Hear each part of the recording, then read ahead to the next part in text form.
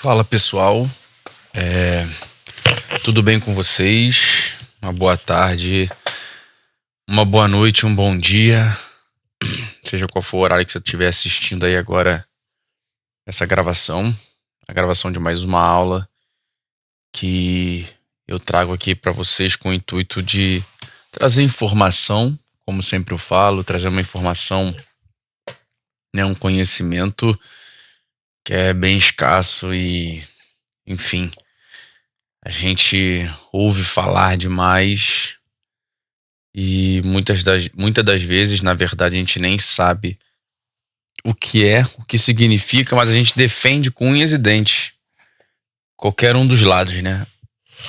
E quando eu falo qualquer um dos lados é porque, ultimamente, nós ouvimos muito falar sobre o mercado financeiro, né?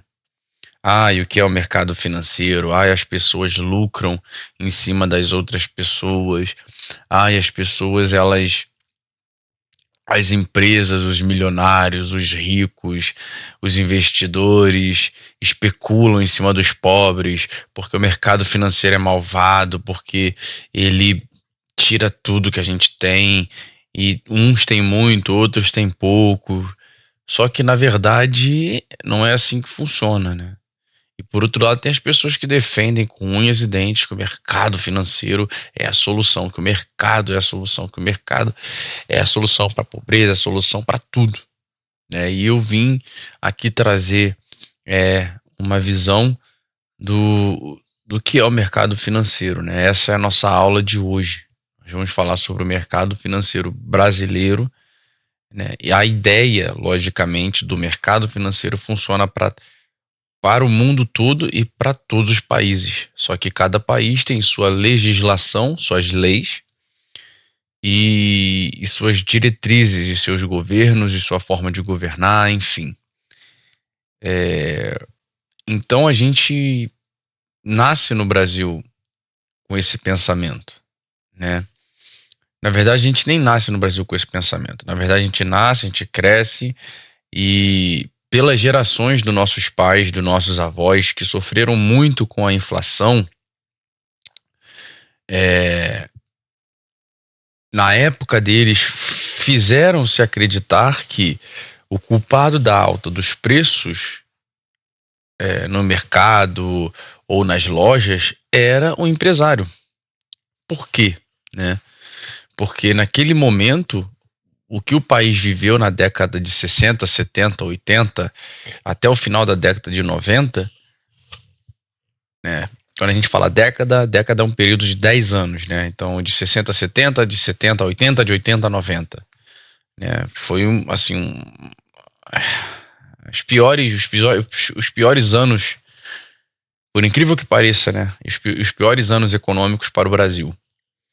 Mas naquela época, quando o seu pai, a sua mãe, o meu pai, a minha mãe, ou nossos avós, eles iam nos mercados ou nas lojas comprar alguma coisa, toda hora, em constância, podemos dizer assim, sei lá, de 10 em 10 minutos, 20 em 20 minutos, 1 hora, os preços mudavam. De manhã estava um preço, na hora do almoço estava outro, no final da tarde já estava outro preço, e nunca para baixo, sempre para cima. Por quê? Né? Por que isso acontecia naquela época? Né? Era um fenômeno inflacionário. Mas criou-se naquela época uma cultura de que a alta dos preços ela seria culpa dos empresários, né? Das pessoas que tinham as lojas, das pessoas que tinham os seus negócios. E por que eu estou dando essa introdução para vocês? Porque nessa época foi gerada a cultura de que a culpa é do mercado, que o mercado é o culpado. E aí já se falava de mercado financeiro, muitos daquela época eram contra, porque não entendiam e até hoje não entendem o que causa a alta de preços, o que causa a desvalorização do seu dinheiro. Ou seja, quando você vai no mercado fazer uma compra, comprar alguma coisa, quando você vai numa loja comprar alguma coisa, se está caro, não quer dizer que aquele produto em si ficou caro por conta dos custos que tem por trás dele, mas significa também que o seu dinheiro está perdendo valor no tempo. Se você parar para pensar, o que você comprava com R$ 100 há 3, 4, 5 anos atrás, já não é a mesma coisa hoje. Já não é a mesma coisa hoje. E você se pergunta o porquê? Vamos dar um exemplo simples. Há 3, 4, 5, 6 anos atrás, um tênis da Nike, pra galera mais jovem, a galera que gosta de Nike. Galera mais jovem não, a galera que gosta de Nike. Aí vamos lá. Um Air Max, né? Que é um modelo de tênis da Nike. Ele era 300, 400 reais, né? Vamos lá, 350, se encontrava ainda, 300 reais. Era caro. Agora é 800. Tem lugares que você encontra até por 900 reais. 750. Ainda que seja 600. Olha como encareceu. Olha como que pulou isso. E por quê? Né? Por quê? Porque tem diversos fatores por trás disso. O preço ele só representa o custo daquele produto. Não é a culpa do empresário que vai lá e aumenta aquele valor. Não é. Não é assim que funciona. Entendeu? Existe um fenômeno chamado inflação. E muitas pessoas são contra esse aumento de preços porque acreditam que a culpa é do mercado, que a culpa é do mercado financeiro. A gente vai ver o que é o mercado financeiro aqui. A culpa é do empresário, a culpa é das empresas. Mas tem o outro lado que fala que não é assim que funciona. Que a alta de preços ela é consequência de decisões políticas e econômicas. E com certeza. A partir do momento em que você tem, por exemplo, a gente tem que pensar num país como se um país fosse... Vamos supor que você fosse dono do país. Vamos supor que você fosse presidente do país. O teu país é a tua empresa. O que você precisa fazer para esse país? Como é que esse país sustenta? Como é que esse país ele fornece uma saúde pública? Pública, quando eu falo, é que você não precisa pagar. Como é que ele fornece uma educação pública que você não precisa pagar em teoria, né? Como que ele fornece a construção de rodovias, de ferrovias, né, de portos? Como que ele dá uma estrutura para que a sociedade brasileira, para que a população brasileira possa crescer? Da onde que vem esse dinheiro? Né? E aí você começa a olhar a história, você vê que o Estado, ele tem dinheiro através de arrecadação dos impostos. Por que impostos? Porque é uma taxa, né? Eu vou falar aqui por alto, né? Eu estou preparando uma aula também sobre imposto. Depois, nessa aula, a gente vai falar melhor sobre imposto. Mas o imposto, ele é uma tarifa que é cobrado a cada cidadão residente no país, porque entende-se que aquele cidadão usou do país para enriquecer, para ganhar dinheiro. Seja trabalhou numa empresa, seja usou aquela terra, enfim, etc. As empresas também pagam impostos por utilizar a terra do país, por utilizar as rodovias, por utilizar... Então, o imposto é isso, é uma porcentagem do lucro ou do dinheiro que aquela empresa, que aquela pessoa conseguiu naquele país. Nas pessoas existe o imposto de renda, né? Que quando você paga um imposto de renda, uma coisa é você declarar, outra coisa é você pagar. Você declarou, aí você tem que pagar. Você vai pagar para o Estado um imposto, representando que, olha, Estado, está aqui de volta uma porcentagem de riqueza da riqueza que eu tenho, que eu consegui aqui no país, porque o seu país, porque você proporcionou para mim um ambiente para que eu possa crescer, desenvolver e gerar minha riqueza. A mesma coisa com a empresa. Tá? Então, o que você faria? O dinheiro vem dos impostos ou da dívida? Como assim? O Estado, ele vai e fala assim, olha só, gente, eu preciso me financiar. Eu preciso que meu país cresça, eu preciso que o meu país desenvolva, eu preciso que os meus cidadãos tenham empresas para trabalhar, que os meus cidadãos ganhem salários, que os meus cidadãos consumam os produtos, que os meus cidadãos comprem casas, enfim. Então, para cada tipo de trabalho que eu falei aqui, existe uma empresa específica para isso. Existem os supermercados, existem as construtoras, existem as empresas de tecnologia, enfim. Então, o que o Estado faz? Ele fala o seguinte, olha só, eu preciso de dinheiro. Arrecado por imposto, mas não é o suficiente. O que eu faço? Eu vou emitir dívida. Olha só, gente, eu estou emitindo aqui dívida. Hoje em dia é tudo digital, tá, pessoal? Mas antigamente era era um papel. O Estado vinha, emitia um papel. Hoje esse papel, a dívida do governo é conhecida como Tesouro Direto, como eu canso de falar para vocês aqui, já está sendo até chato e repetitivo. O Estado emite essa dívida e fala assim, gente, olha só, eu tenho essa dívida aqui, eu tenho, sei lá, diversas dívidas aqui, algumas eu vou pagar ano que vem, as outras eu vou pagar daqui a 5 anos, as outras eu vou pagar daqui a 10 anos. Me empresta essa quantidade de dinheiro que eu vou investir no meu país vai crescer, as empresas vão vir para cá, porque meu país vai estar crescendo, eu vou criar um ambiente de negócio para que essas empresas cresçam, para que elas gerem emprego, para que essas pessoas que têm esse emprego recebam salários, gastem com as suas empresas, com as empresas que aqui estiverem.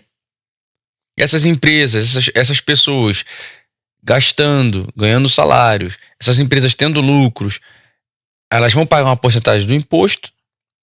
Esse imposto eu vou dividir direitinho, vou pegar uma parte e vou pagar a dívida. Vou pagar essa dívida de vocês. E quem é que compra essa dívida? Quem tem dinheiro, óbvio. Né? E aí, quem é que tem dinheiro? Pessoas que querem investir nesse país. Investidores que buscam rentabilizar o seu dinheiro, ou seja, que busca fazer o seu dinheiro crescer. É para isso que servem os investimentos. Você pega o seu dinheiro e você fala, cara, meu dinheiro está desvalorizando. Com R$100 do passado, eu não compro a mesma coisa hoje. Eu quero pegar esses R$100, eu quero colocar em algum lugar que esses R$100 cresça para 150, para 200, mas não em um mês, não em uma semana, não em um dia, mas no longo do tempo. 1 ano, 5 anos, 10 anos. Né?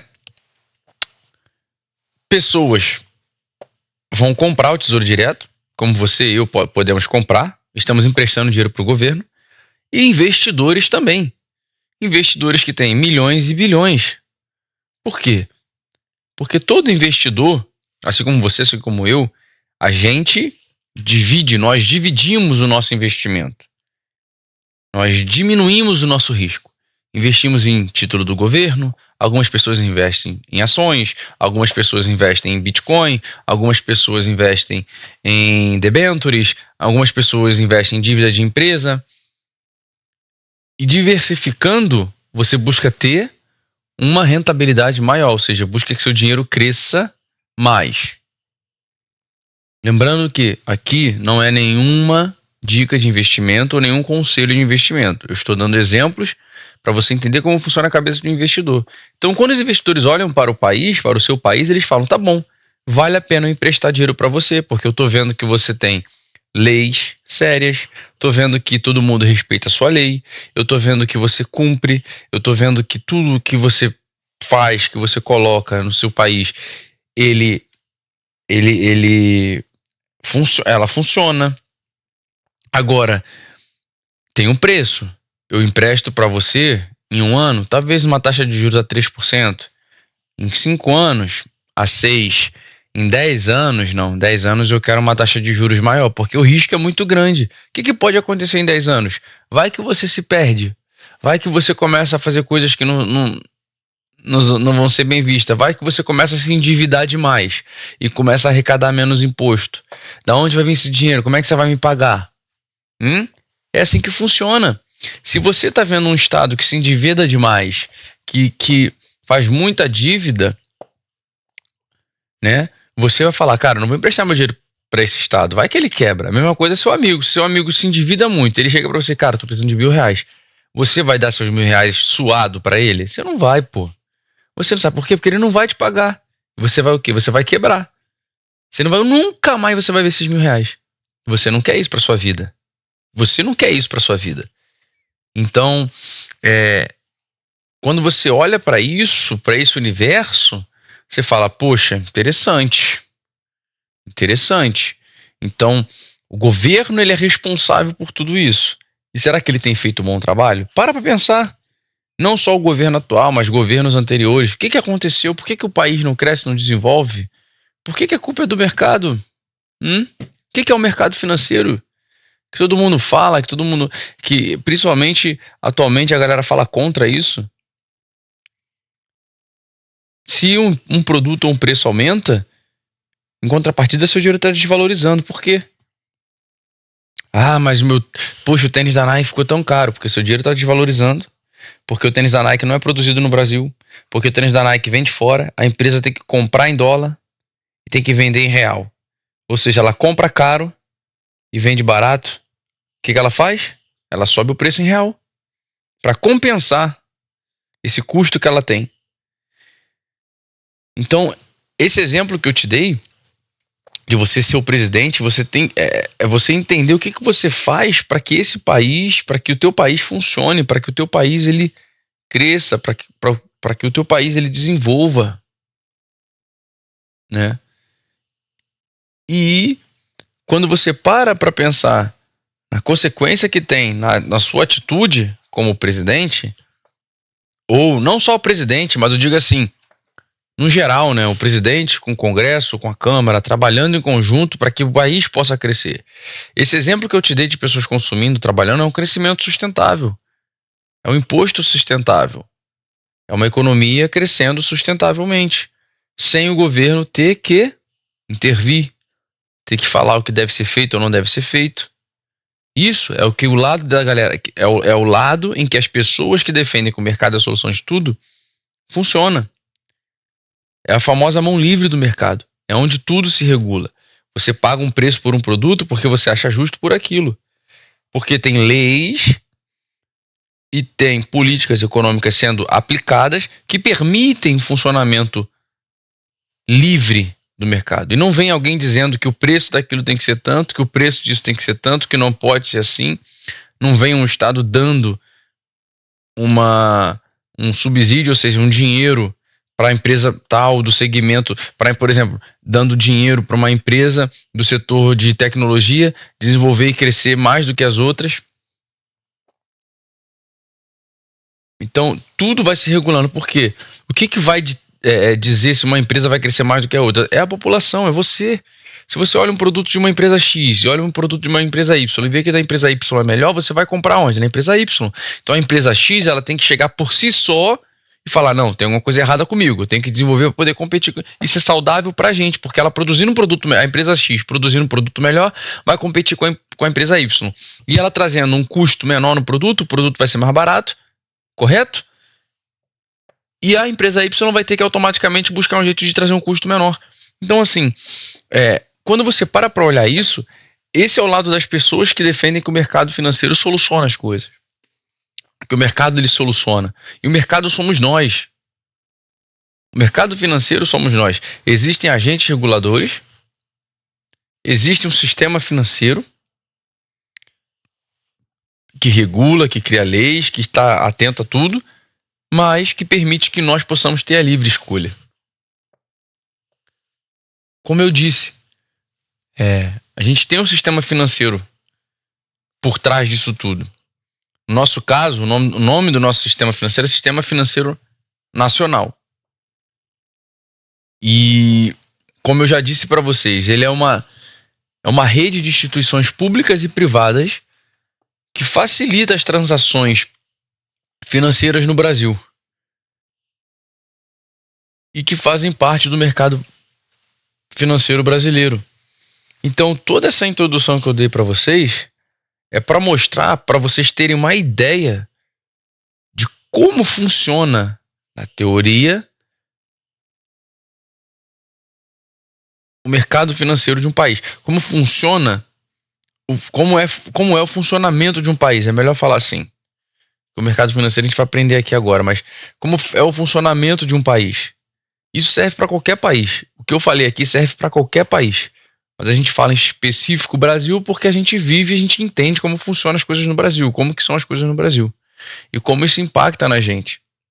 Então a gente precisa, né, ter maior liberdade, né, e conhecer mais a fundo do que realmente é o mercado financeiro, que a gente tanto ouve falar na mídia aí, mal até. Só que se você chegar pro teu pai, pra sua mãe, pra sua avó, pro seu avô e perguntar como é que era na época deles, eles vão te falar. Pergunta pra eles. Nada melhor do que o exemplo de casa pra te contar. Porque as decisões políticas e econômicas da época foram ruins. levaram o país para a situação que ele se encontrava. Enfim, então o sistema financeiro nacional utiliza sistemas, regras e procedimentos que organizam e controlam e desenvolvem o mercado. O foco principal do mercado do sistema financeiro, pessoal, é defender os interesses coletivos da sociedade e não os privados. Foi como eu falei aqui agora. O sistema financeiro nacional, no caso, o governo em si também está envolvido nisso, muito envolvido. O governo em si ele não pode intervir e beneficiar uma empresa para ela crescer. Ele está intervindo no sistema financeiro nacional e não está deixando livremente, né, a defesa dos interesses coletivos. Ele está defendendo o interesse privado daquela empresa, para que aquela empresa não quebre quando a concorrência chega. Eu dou um exemplo para vocês, eu faço uma pergunta. Vocês já pararam para pensar que bom seria se tivesse uma boa segurança pública, mas que bom seria se tivesse mais de uma empresa fazendo correios no Brasil, além dos correios? Vocês já pararam para pensar? Isso não é ruim, cara. Isso não é ruim. Mas o governo insiste em defender o interesse privado de uma empresa. E acaba afetando o coletivo, acaba afetando a nós todos. Se o correio entra em greve, acabou. Imagina remédios, encomendas, enfim, imagina um tanto de coisa que fica parado. O sistema financeiro nacional é o mercado financeiro, porque é composto por outros mercados. Mercado monetário, mercado de câmbio, mercado de crédito e o de capitais. Então, o sistema financeiro nacional, além de sofrer essas influências todas que eu já falei, ele é composto por 4 mercados que estão diretamente ligados entre si e diretamente ligados com o nosso dia a dia e com a nossa vida.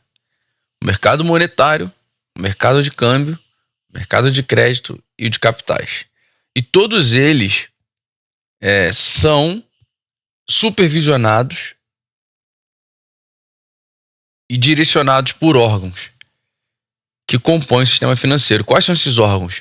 O Conselho Monetário Nacional, que é a CMN, o Banco Central do Brasil, que é o Bacen, e a Comissão de Valores Imobiliários, que é a CVM. E aí tem uma lei aqui que eu coloquei para vocês verem, a Lei 4.595, que foi da Reforma Bancária de 64, a Lei do Mercado de Capitais de 65 e a Lei da Criação dos Bancos Múltiplos em 88, com uma resolução de 1524, com a resolução 1524. Foram as leis que instituíram o sistema financeiro nacional. E ao longo dos anos o sistema financeiro foi desenvolvendo. Mas eu quero que vocês prestem atenção, eu vou focar muito nesse carinha aqui, o Conselho Monetário Nacional. Por quê? Porque o Conselho Monetário Nacional é o órgão mais importante do sistema financeiro. Ele é composto por 3 membros que trabalham em conjunto. O ministro da Economia, que representa o governo federal, o presidente do Banco Central, que é o presidente de um órgão independente, e o secretário especial do Tesouro e Orçamento do Ministério da Economia. Ou seja, o ministro da Economia ele representa o governo, ele traz as ideias do governo para trabalhar em conjunto com o Conselho Monetário Nacional para tentar implementar, entender o que o governo quer e como que está a economia do país naquele momento. E junto dele, abaixo dele não, mas do lado dele ali do Ministério da Economia, tem o secretário especial do Tesouro e Orçamento do Ministério da Economia. Esse secretário ele é responsável pelo orçamento da economia do Estado brasileiro, tá? Ele que vai ver ali a questão de dívida do governo, de gastos, e eles se reúnem para discutir um melhor caminho a ser tomado. E nós vamos ver, né, principalmente o Banco Central, que nós vamos ver no que o Banco Central ele é focado no país para poder fazer o país desenvolver, crescer também. O Banco Central está muito ligado nisso. E vocês vão entender melhor o porquê que o ministro da Economia, o presidente do Banco Central e o secretário especial do Tesouro sentam junto para discutir sobre isso, sobre o sistema financeiro nacional e sobre como implementar esses objetivos, eu diria assim, para que o país cresça, para que o país desenvolva, para que nós possamos crescer e desenvolver economicamente também, né?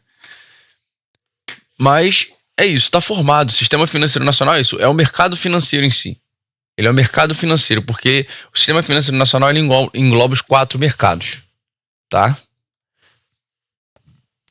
Agora, o mercado financeiro, ele não funciona sozinho. Ele tem os agentes, ele tem os órgãos, mas como ele funciona assim?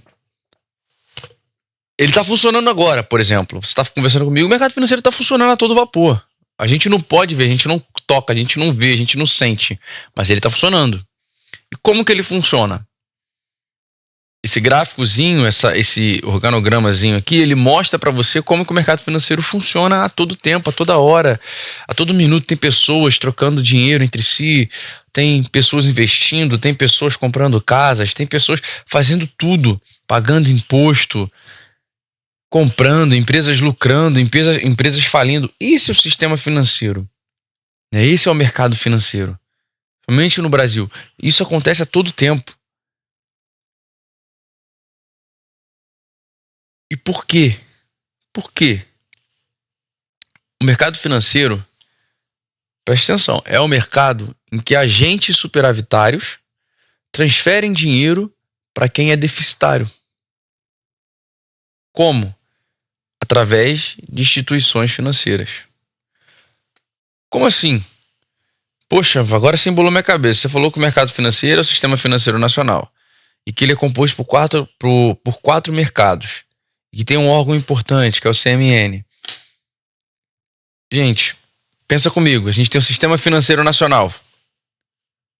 Está fazendo o Brasil funcionar agora. Está fazendo o sistema financeiro do Brasil funcionar agora. Está fazendo você conseguir mandar uma TED, mandar uma transferência, fazer um Pix. Por trás disso, tem o sistema financeiro nacional, que é composto pelo CMN, Banco Central, Mercado de Capitais, Mercado de Crédito. Mercado de Câmbio, Banco Central, os bancos, pronto. Essa é a estrutura, é o corpo do mercado financeiro. E como que ele está funcionando ali? Como ele está funcionando? Ele funciona assim, ó. Onde agentes superavitários transferem dinheiro para quem é deficitário. E o que é agente superavitário? O que é superavitário? São pessoas que ganham mais do que gastam e que poupam. Ou seja, você ganha 1.000, aquela pessoa ganha 300. Você é um superavitário. Você ganha 1.000, aquela pessoa ganha 1.500, mas você guarda 500, aquela pessoa gasta tudo. Você é superavitário. Porque você tem 500 guardado na poupança do banco. Aí aquela pessoa... vamos botar outra pessoa, vai lá no banco e fala assim, cara, eu tô precisando de R$500 emprestado. Banco, você consegue me emprestar R$500? Quem é essa pessoa? São as pessoas. Ou é aquela que gasta mais do que ganha, ou é essa que falta caixa para consumo e investimento, que falta dinheiro. O banco vai lá, tá bom, o que você precisa, por que você precisa, preenche o formulário aqui e vê, tá bom, dá para te emprestar, pum, te emprestou 500. O que acontece nessa mágica? Você depositou 500 na poupança, tá recebendo o que por isso? Uns juros, que é um juros muito pequenininho. Esses 500 que estavam ali na sua poupança, o banco pegou e emprestou 500 para ele aqui, ó. Para ele. Tá? Isso aqui eu tô falando no grosso modo, porque o banco não pode emprestar os 500 puro. O banco tem que tirar, por exemplo, eu vou falar mais na frente, o banco tem que tirar uma porcentagem desse dinheiro, colocar lá no Banco Central, para em caso de algum problema, o banco tem esse dinheiro no Banco Central para pegar para ele, ele vai lá e empresta o restante que ficou desses 500. Tá bom? Mas vamos supor que ele foi, o cara foi no banco, pediu 500, o banco vai lá, tá bom, dá para te emprestar, empresta 500. E onde que o banco entra nessa situação aí? Nas instituições financeiras.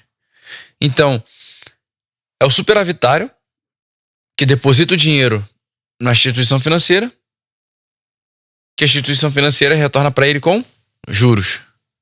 Retorna o dinheiro, os 500, mais uns 10 reais de juros. Um exemplo.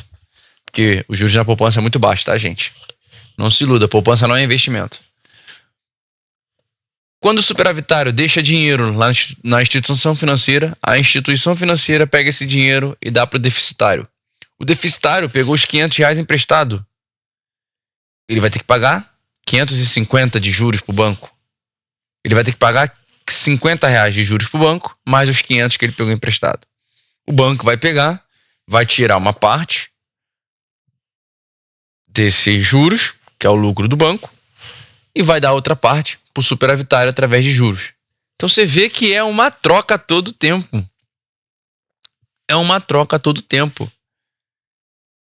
E o que influencia as pessoas a guardarem dinheiro e a pegarem dinheiro emprestado?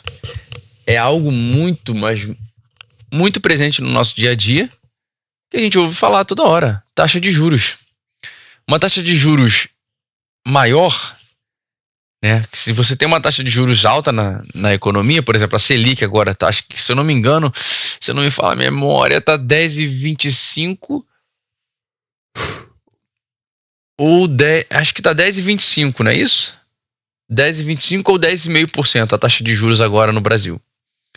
Uma taxa de juros do Brasil, a taxa Selic alta, significa que os investidores estão querendo financiar o Brasil. Lembra, emprestar dinheiro para o Brasil é uma taxa de juros alta. O que acontece quando a taxa de juros do país, que é a taxa de juros mandante no país, ela está alta? Significa o quê?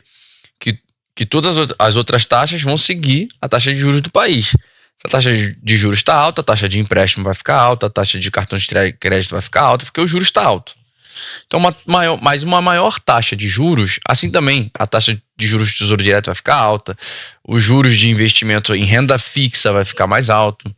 Enfim, se uma taxa de juros é alta, ela incentiva os poupadores, ou seja, as pessoas que são superavitárias, que têm dinheiro, a depositarem mais recursos no banco ou investir em renda fixa. Porque você tem uma taxa de juros alta, ou seja, você vai lucrar mais você deixar seu dinheiro investido, parado, do que, né, gastando. E uma menor taxa de juros desestimula os poupadores e investidores e estimula o consumo, aumentando a inflação. É um dos fatores que aumentam a inflação, né, gente? Então, quando a gente olha para isso, o que a gente fala? Bom, se a taxa de juros está alta, as pessoas vão poupar mais, vão deixar mais dinheiro no banco. Consequentemente, as pessoas não vão conseguir pegar muito empréstimo, não vão conseguir fazer dívida, porque a dívida vai estar mais cara. Agora, se uma taxa de juros está menor, as pessoas não vão poupar, as pessoas vão gastar mais, as pessoas vão ir à procura de itens, de comida, de roupa, disso, daquilo.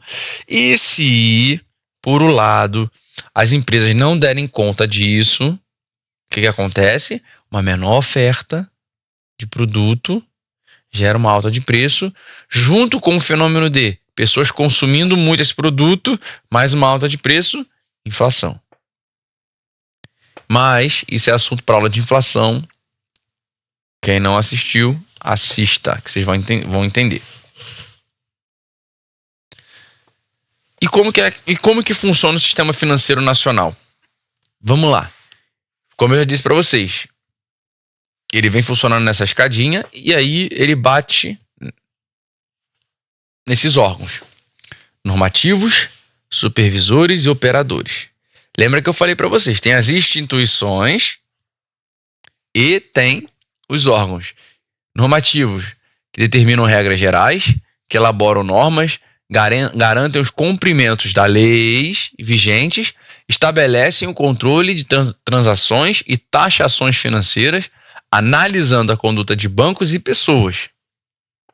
Agentes supervisores trabalham fiscalizando para que essas instituições sigam as regras definidas pelos agentes normativos. E agentes operadores são os que estão em contato direto com o público, desempenhando o papel de intermediário financeiro.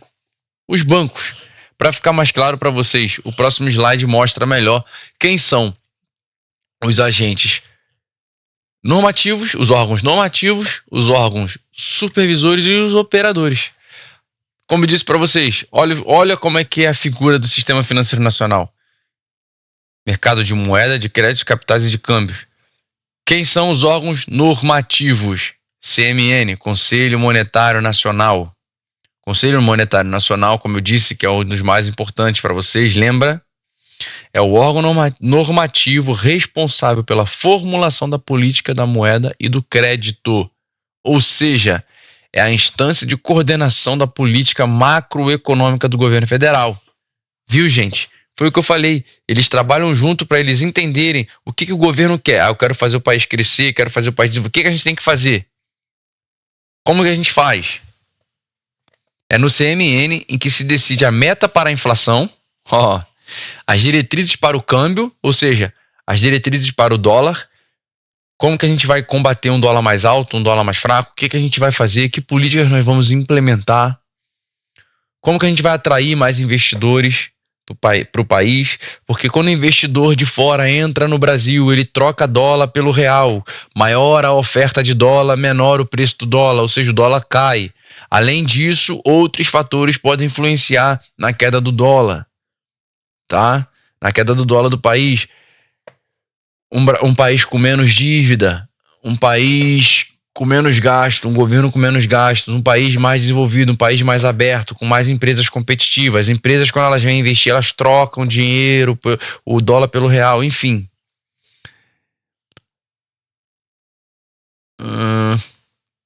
Diretrizes para o câmbio e as normas principais para o funcionamento das instituições financeiras, entre outras atribuições.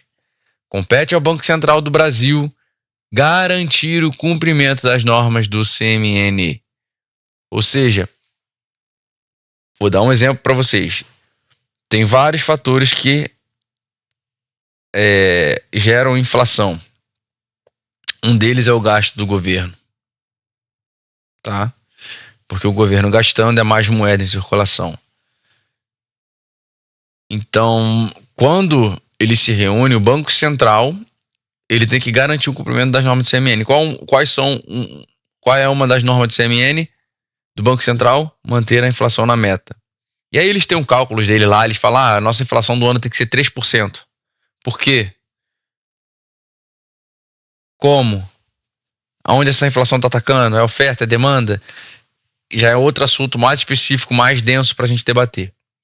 Então, o Banco Central ele vai monitorando os mercados, ele entende por que o juros está querendo ficar mais alto, ele entende por que as pessoas não estão querendo mais dívida do governo, ele sabe por que as pessoas não estão investindo mais nas empresas através das ações, por que as pessoas não estão consumindo, porque tem uma série de estudos, tem uma série de dados, tem uma série de indicadores que ele vai acompanhando, que ele estuda junto com os outros órgãos para entender como está funcionando no Brasil, como está o termômetro do Brasil para tomar decisões. O Banco Central monitora e fiscaliza o sistema financeiro e executa políticas monetárias, cambiais e de crédito. Então, a gente vê aqui órgãos normativos, CMN, CNSP, CNPC, tem os nomes aqui embaixo, eu não vou ler tudo, senão vou demandar muito tempo. Os supervisores, que tem que supervisionar cada canto do mercado financeiro nacional, do sistema financeiro nacional. O Banco Central, ele supervisiona bancos e caixas econômicas, cooperativas de crédito, instituições de pagamentos, corretoras e distribuidoras. A CVM é o órgão normativo, é o órgão supervisor que fiscaliza a Bolsa de Valores, Bolsa de Mercadorias e Futuros, ou seja, a Bovespa está toda fiscalizada pela CVM. Existem leis, regras para ser cumpridas. Existem leis e regras para ser cumpridas. Se você investe em ações, existem leis. E o que é investir em ações? O que seria investir em ações? Investir em ações, quando você investe em ações, você está investindo o seu dinheiro em empresas. Ao invés de você emprestar seu dinheiro para o governo, você está pegando o seu dinheiro e emprestando para uma empresa, acreditando que essa empresa vai crescer no futuro. Essa empresa crescendo no futuro, tendo lucro no futuro, ela é obrigada, na verdade, a todos os lucros dela, ela é obrigada a pagar 25% desse lucro em dividendo. Ou seja, se você comprou uma ação por exemplo, da Vale, e a Vale teve lucro, ela vai ter que distribuir 25% desse lucro para os acionistas, não é 25% para você, não. Ela vai pegar 25% desse lucro e vai dividir por todos os acionistas, e você vai receber uma porcentagem porque você tem uma ação da Vale, tá? E o que acontece? Se você investe, a Vale cresce, a Vale desenvolve, o que vai acontecer? Ela vai gerar emprego, pessoas vão receber salários, pessoas vão pagar impostos, pessoas vão consumir, pessoas vão conseguir viver, ter uma dignidade e ir atrás. Claro, se o governo tiver políticas econômicas estáveis, o país consegue crescer sustentável. Isso é um crescimento sustentável, sem o governo ter que aumentar imposto dali, imposto daqui, taxa isso, taxa aquilo, gasto disso, gasto daquilo, para poder ter dinheiro de algum lugar. Não. Se você investe e tem um ambiente econômico saudável, favorável para aquela empresa crescer, aquela empresa crescendo, ela gera emprego. Então o imposto vem consequentemente e você que é acionista lucra. Você ganha lucro.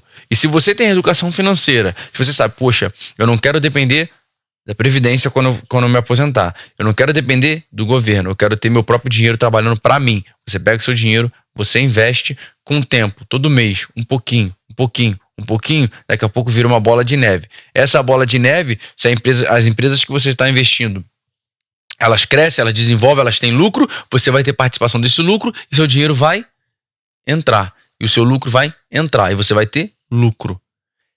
É assim que os investidores trabalham. Ninguém especula no mercado, ninguém fica fazendo, que nem as pessoas falam, que o mercado financeiro não pensa no pobre. Não, é porque as pessoas que estão em cima não educam as pessoas a ter educação financeira. Não mostra para vocês que o mercado financeiro ele é benéfico se você entende como funciona, se você sabe como funciona. E cada um desses órgãos aqui é responsável pela nossa vida, pelo que acontece na nossa vida no país, pelo que a gente consome, pelo que a gente tem, pelo nosso dinheiro valer menos ou mais, tá? Quando você vai no mercado comprar algum produto, se ele está caro, é por culpa de atitudes, leis ou projetos ou coisas que deram errada que estão fazendo refletir no preço daquele produto, naquele setor. O arroz está caro. Por quê? Porque a gente não produz arroz suficiente para o país todo. E quando produz, é mais fácil, com um dólar mais alto, o investidor, o empresário vender o melhor arroz para fora, para ele poder lucrar, para ele poder manter a empresa dele, para ele poder manter os empregados, para ele poder pagar um salário, do que ele pegar e vender aqui dentro.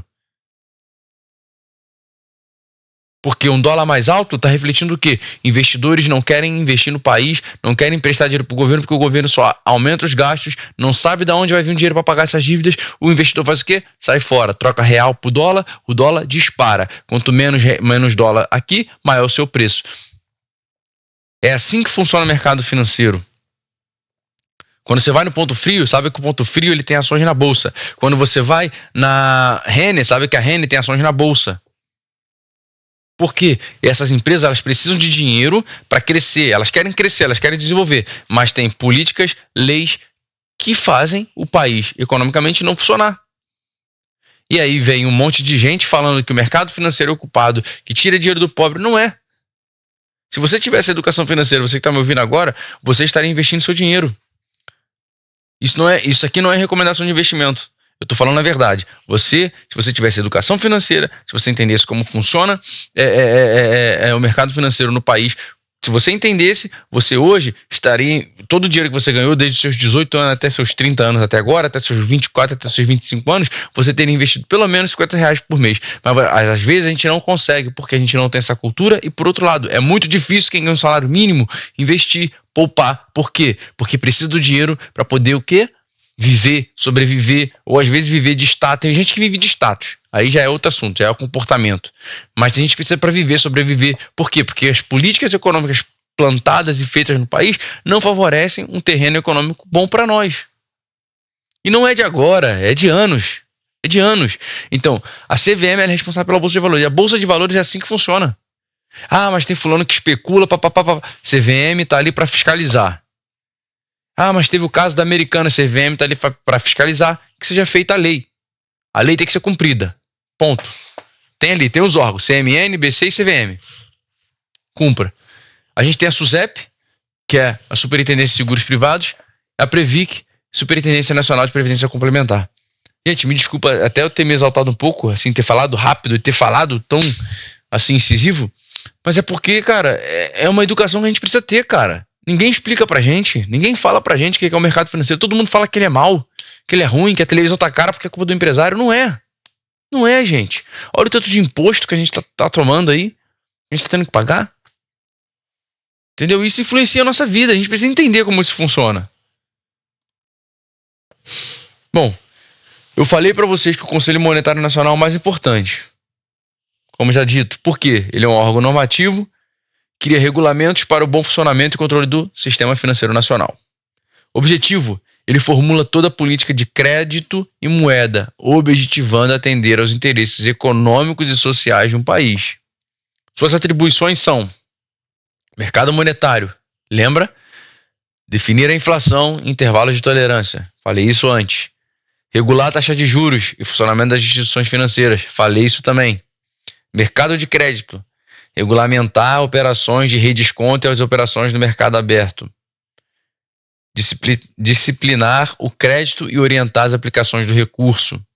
E o mercado cambial de dólar. Fixar diretrizes e normas para a política cambial. Regulamentar as operações de câmbio. Controlar a paridade da moeda e o equilíbrio de balanças de pagamento. E a gente chega aqui no nosso último slide, né? O Conselho Monetário Nacional, ele define tudo isso aqui que eu falei para vocês agora. Tudo isso. Dá uma olhada aí e lê com mais calma um pouquinho. Mercado monetário define a inflação. Tem dois lados aí. Tem pessoas que dizem que a inflação ela é causada pela alta de preços, que ela é causada pelos custos, pela demanda. Sim, é causada. Mas tem um outro lado que diz, e eu sou desse lado, que diz que a impressão de moeda causa inflação. Porque quanto mais moeda, menor o valor dela. Menos você confia. É psicológico isso. Então, quando o governo, ele, por exemplo, ele faz alguma obra pública, ele faz algum gasto, isso é dinheiro jogado, ele está tentando incentivar aquele setor com dinheiro, dando salário para as pessoas, não que seja errado, mas às vezes ele pode fazer num momento errado, numa hora errada, de uma forma errada, como sempre fez no Brasil, e incentiva a inflação. E aí o Banco Central tem que trabalhar, cara, como é que eu faço para combater? O governo está gastando muito, como está acontecendo agora. O governo está gastando muito, mas não é para o país crescer. Ele está aumentando os gastos públicos com o quê? Salários, regalias, enfim. Tudo isso que a gente está vendo aí. E o que está acontecendo? E o que acontece? Eu expliquei para vocês no início.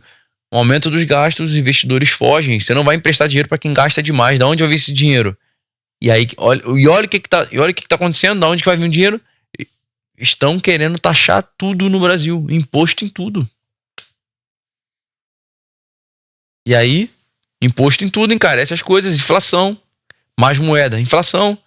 E o Banco Central tem que manter a taxa de juros alta. Mercado de crédito, operações de redesconto.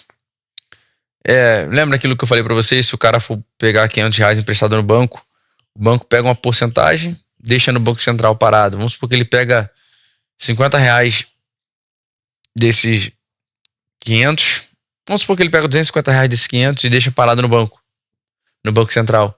Porque se der algum problema, esse dinheiro está lá retido, e aí o Banco Central pode pegar esse dinheiro e dando liquidez, que a gente fala, dinheiro para os bancos, né?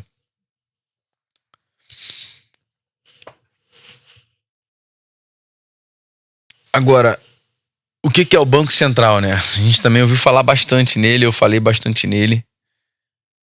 O Banco Central, ele é um órgão autônomo, é uma autarquia já. Ela foi estabelecida ele foi estabelecido e criado pela Lei 4.595 de 1964 e depois virou autônomo, ou seja, sem intervenção do governo. Ele não faz mais parte do governo. O Banco Central do Brasil é um órgão autônomo. Ele foi estabelecido através da Lei Complementar 179 de 2021, recente até. É uma grande conquista, por quê? Porque o presidente não pode chegar lá e falar, olha, o presidente do Brasil não pode chegar lá, olha só, esse aqui é meu amigo, agora ele vai ser o dono do Banco Central. Ele vai ser o presidente do Banco Central agora, a gente vai trabalhar junto, em conjunto aqui, Ó, faz tudo o que eu falar. Não, abaixa a taxa. Que nem aconteceu com a Dilma. Pesquisa aí. O que a Dilma fez lá com o Tombini? O que ela fez com a taxa de juros do país? Quase quebrou o país. Por quê? Porque o mercado financeiro, ele tem a fluidez dele, ele flui de uma maneira, ele funciona de uma forma, como eu expliquei para vocês aqui. Se você interfere, você acaba interferindo no bom funcionamento do que a gente chama da mão livre, né? Do mercado, das pessoas escolherem livremente, das decisões serem tomadas livremente. Então hoje, por exemplo, o atual presidente, ele sai agora e o próximo é indicado pelo presidente do Brasil atual. Ele fica 4 anos, mas quando vier a próxima eleição, se o atual presidente perder, não for reeleito, o próximo presidente que entrar continua com esse presidente que foi indicado agora, ou seja, fica intercalando. Nunca o presidente atual vai trabalhar os 4 anos de seu mandato junto com o mesmo presidente do Banco Central, que seria seu amigo. Em teoria, o presidente do Banco Central tem que ser indicado, tem que ter, passa por uma sabatina no Congresso, tem que ter um currículo assim de ponta, invejável, para poder ser presidente do Banco Central. A gente vai ver os próximos capítulos aí. O Banco Central ele executa estratégia para estabelecidas pelo Conselho Monetário Nacional, como eu falei para vocês. E as suas tarefas são bastante diversas, como manter uma inflação baixa e estável, porque sua moeda não desvaloriza. Um sistema financeiro seguro e eficiente, ou seja, que não tenha quebradeiras, que não tenha problemas, que o mercado de crédito tenha fluidez, que a taxa de juros seja baixa, para que as pessoas possam financiar, para que possam pegar empréstimos, para que obras possam ser financiadas, enfim. E ser um banco do governo. E ser também o banco dos bancos e emissor de dinheiro. Ele é emissor de dinheiro, né? Ele não imprime. Quem imprime é a Casa da Moeda. Aí a gente vem nas atividades do Banco Central, para a gente fechar essa aula com chave de ouro, para entender como funciona o Banco Central e para fechar como funciona o mercado financeiro. A inflação baixa e estável. É manter a inflação sob controle ao redor da meta. Esse é o objetivo fundamental do Banco Central. A estabilidade dos preços preserva o valor do dinheiro. Preste atenção. Mantendo o poder de compra da moeda. Para alcançar esse objetivo, o Banco Central utiliza a política monetária. Política que se refere às ações do Banco Central que visam afetar o custo do dinheiro, taxa de juros, que eu falei para vocês, e a quantidade de dinheiro, condição de liquidez na economia. Sistema financeiro seguro e eficiente faz parte da missão do Banco Central assegurar que o sistema financeiro seja sólido, ou seja, tenha capital suficiente para arcar com seus compromissos. O Banco Central detém as contas mais importantes do governo e é depositário das reservas internacionais do país. Ou seja, o Banco Central ele mantém as reservas em dólar do país. Como assim? A reserva em dólar do Brasil, dos países, é título da dívida do governo americano. O Brasil compra a dívida do governo americano. Como se fosse o Brasil comprando um tesouro direto do governo americano, entendeu? Em dólar, porque não tem como ter o dinheiro, o dólar guardado lá no banco, entendeu? Então tem que comprar um título da dívida. Então o Brasil vai lá, compra aquela dívida e fica com aquela dívida. E existem momentos em que o investidor, ele olha, e a pessoa que entende do mercado, ele olha e fala, cara, agora tá bom, na hora de vender esses dólares aqui, vamos realizar, vamos ficar com esse dólar aqui e tal, etc. Vamos realizar isso aqui, enfim, etc. Não tá na hora de comprar mais título do governo, não é o momento. Isso tudo você entende quando você entende o que é tesouro direto, como funciona a dívida do governo, como funciona a taxa de juros. Banco dos bancos. A instituição financeira precisa manter conta no Banco Central. Lembra lá que eu te falei? Essas contas são monitoradas para que a transação financeira aconteça com fluidez e para que as próprias contas não fechem o dia com saldo negativo. É a questão do desconto lá, você deposita 50, o banco tem que pegar a porcentagem e deixar lá no Banco Central. Se vocês querem saber mais um pouco sobre isso, como funciona essa questão de transação entre os bancos para eles não fecharem o dia negativo, tá lá na aula de juros. Salvo engano, acho que é a aula de juros mesmo que eu falei sobre isso. E ele é o emissor do dinheiro. O Banco Central gerencia o meio circulante, que nada mais é do que garantir para a população o fornecimento adequado de dinheiro e espécie. Então, essa foi uma aula para vocês falando do mercado financeiro, o que é o mercado financeiro, como que é o mercado financeiro, como funciona o mercado financeiro. Eu falei para vocês aqui sobre como funciona o mercado de ações. O mercado financeiro não é só o mercado de ações, tá? Ele tem o mercado de dívida do governo, que é o de renda fixa, tem o mercado de futuros, enfim. Eu explico também sobre um pouco do mercado dos juros futuros, mercado futuro na aula de juros. Mas o mercado financeiro, ele tá à sua volta, ele é você. É quando você faz um Pix, é quando você faz uma transferência, é quando você compra uma roupa, é quando você investe em uma ação,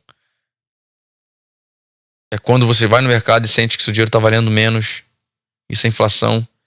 Se isso está acontecendo, é alguma política econômica que está dando errado, está fazendo o país parar, estagnar. Quando você não consegue emprego, é alguma política econômica que está dando errado. Então, o mercado financeiro, ele é isso. Ele funciona assim. Espero que vocês tenham gostado dessa aula. Compartilha, envia para quem tiver que enviar. A gente se vê na próxima, tá?